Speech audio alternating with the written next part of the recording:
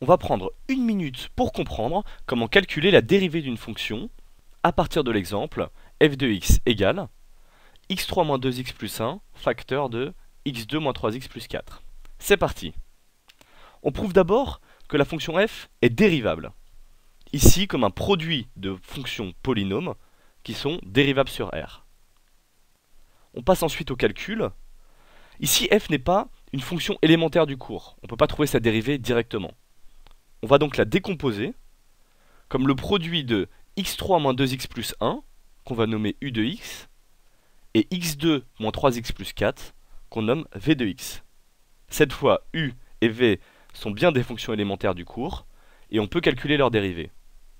On annule les constantes, on reproduit les coefficients des puissances de x, x3 a pour dérivée 3x2, x2 2x, et x 1. Dans une troisième et dernière étape, on reconstitue f, qui n'est que le produit de u fois v. Et la dérivée du produit u fois v est égale à u'v plus v'u. Visuellement, il faut disposer vos blocs u, u'v et v' comme ceci, afin d'avoir le looping plus qui apparaît. C'est un moyen mnémotechnique pour se souvenir que c'est la somme de la première diagonale et de la deuxième diagonale. Ensuite, il nous reste une étape calculatoire. Je développe mon produit et mon deuxième produit.